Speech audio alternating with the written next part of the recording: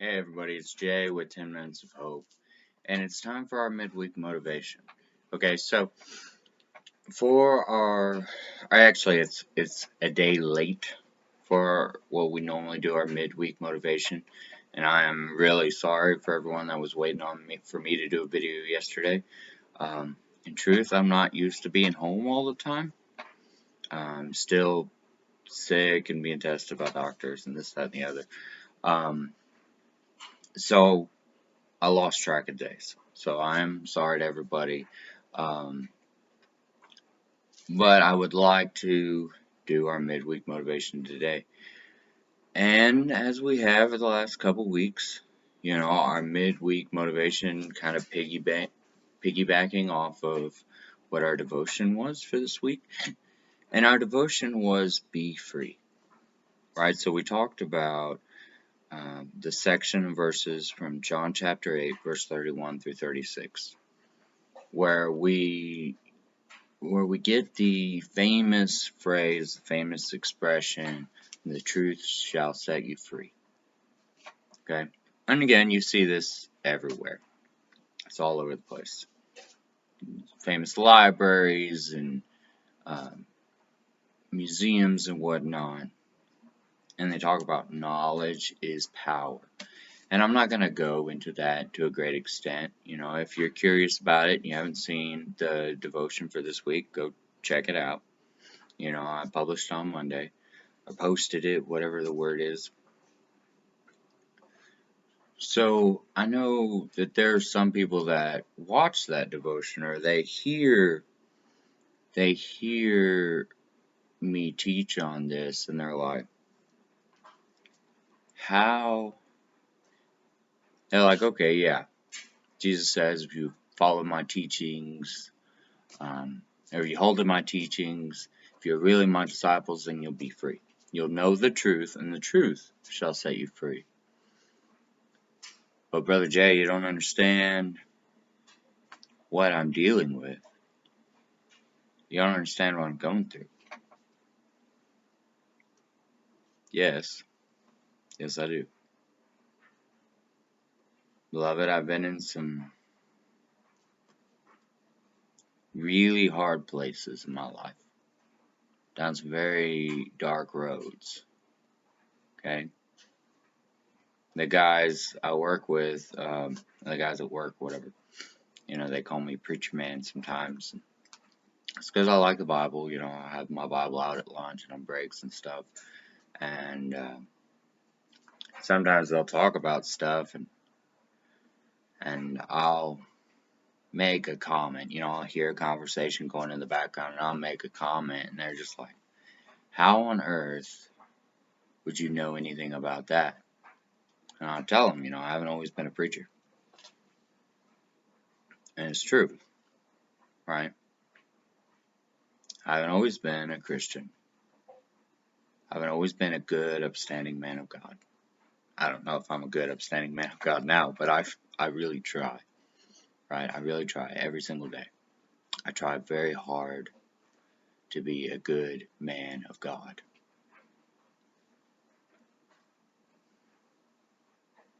I haven't always cared about the people around me or had a reason to care. Okay? Now, I know some of you listening right now have been in that position. Maybe you're there right now. Maybe you're so deep in the shame you feel for the mistakes that you've made. Maybe you are so deep in the sins that you're living right now that you don't think there is hope. You don't think there is freedom. Okay? I have been there. I've been so far down that, I recognize it. I grew up in the church. I know what good looks like. I know how I'm supposed to live. I've known my whole life. And you get to a point that you recognize it. Like, okay, this is too far. I have gone too far. I'm no longer the person I want to be.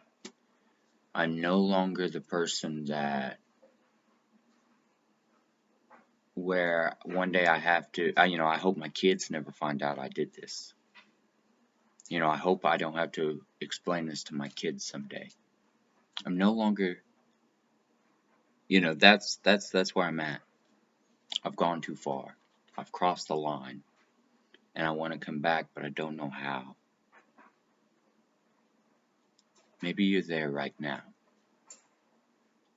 And you're telling me, Brother Jay, there is no hope for me. I am so far in, I can't be saved.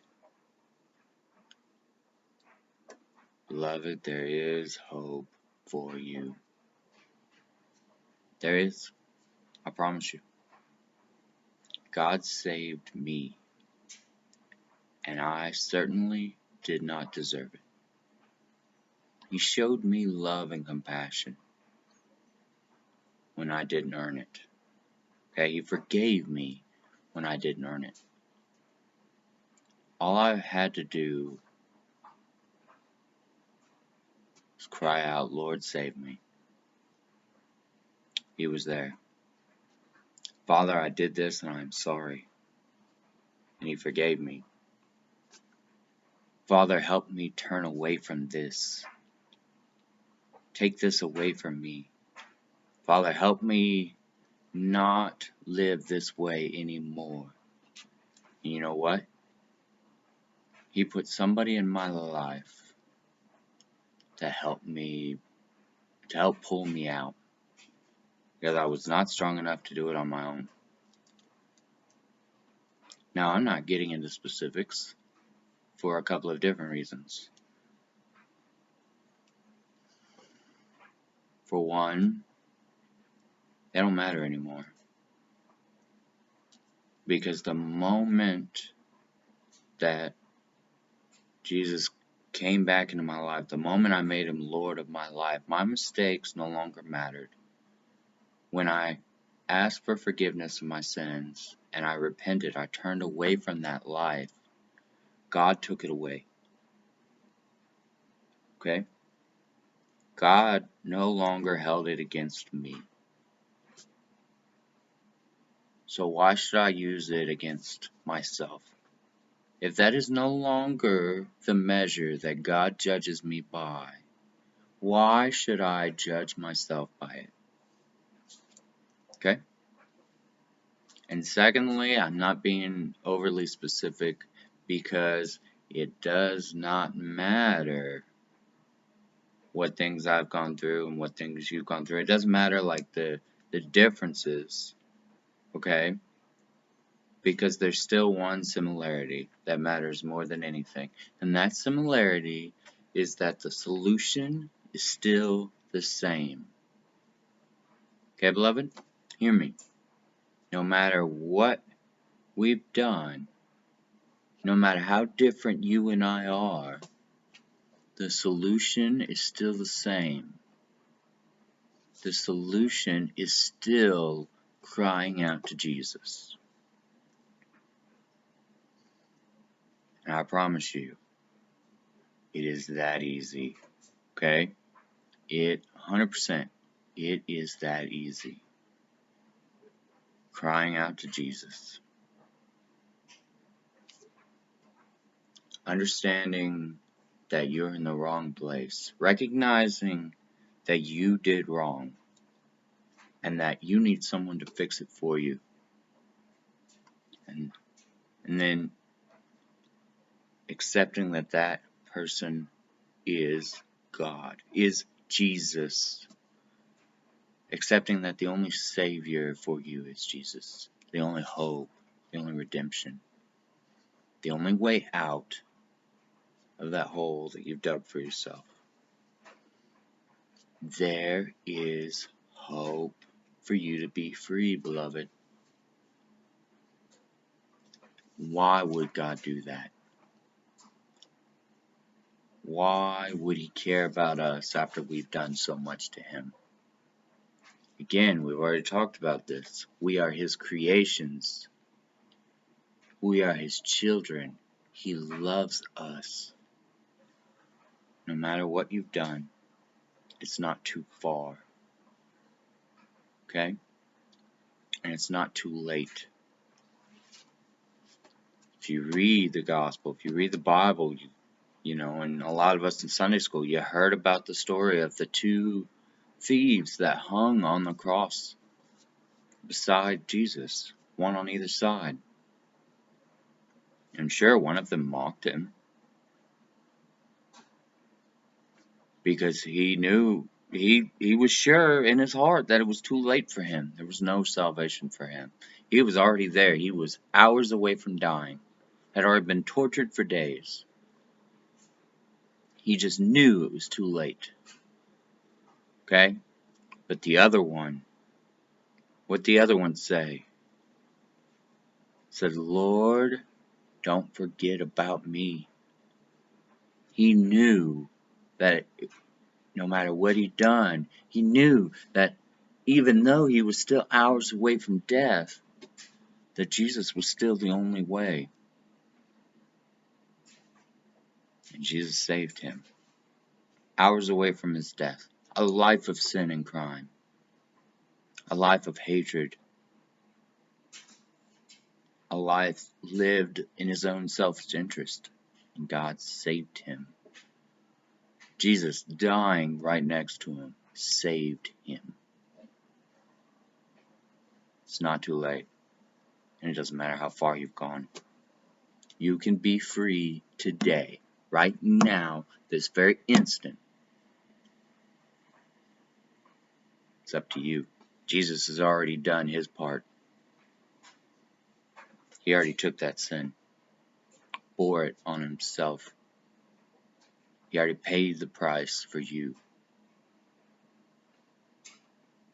All you have to do is make that decision. Make Jesus the Lord of your life. Let him take that shame from you. Let him set you free, beloved. Okay? I love you guys. Alright? I'm going to be praying for y'all this week. As always. I pray that your day is full of hope. If you need me, reach out to me. If I could pray for you about anything, reach out to me. And I promise you, there's someone in your life that needs to hear this message. Share it with them. God bless you, beloved. Till we see each other again.